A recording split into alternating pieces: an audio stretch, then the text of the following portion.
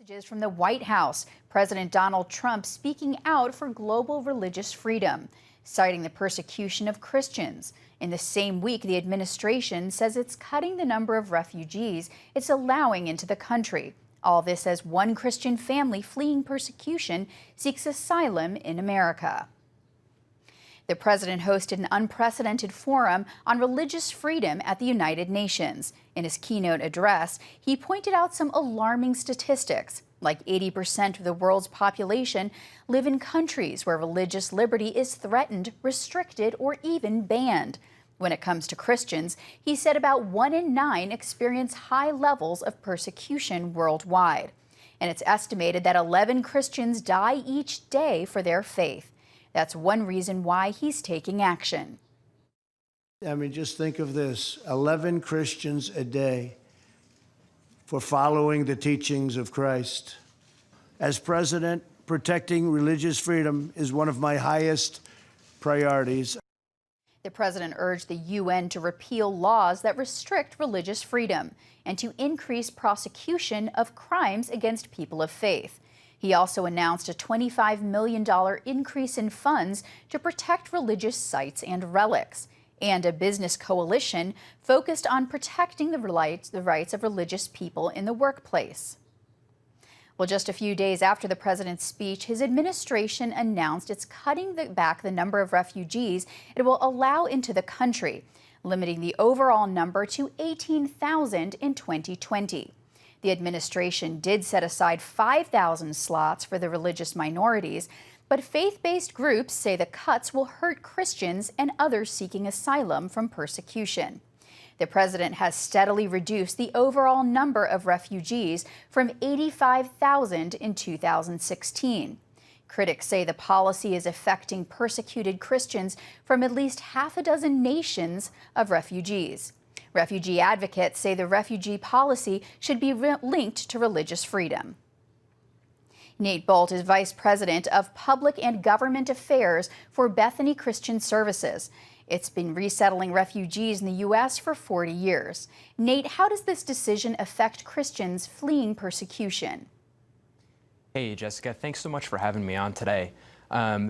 We truly appreciate at Bethany Christian Services the President's commitment to addressing international religious freedom and protecting persecuted religious minorities around the world. It's so important to do that right where refugees are.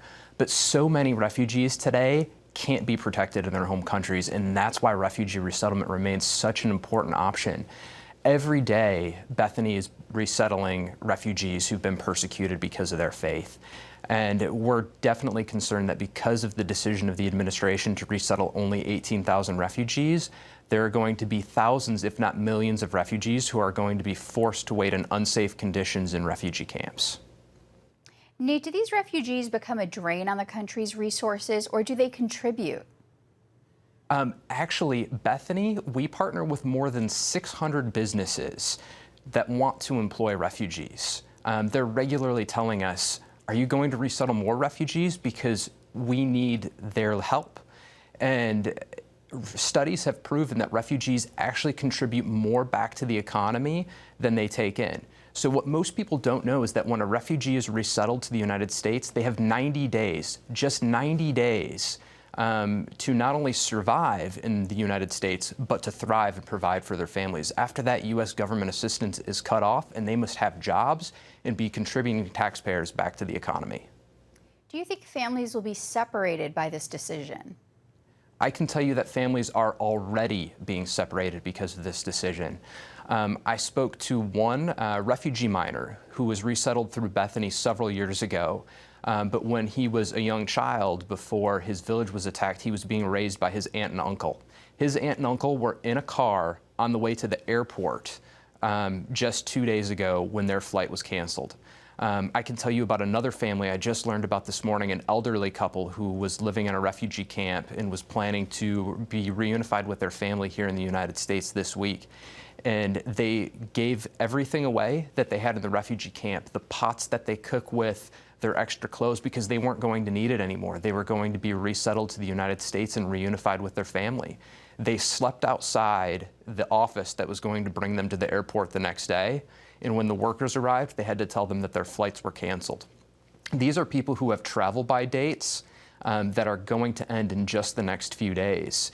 And if they aren't able to travel, then they will have to restart the 2-year vetting process for refugees all over again. With the decline in refugee resettlements, it's uncertain if they'll be able to ever come to the United States and be reunified.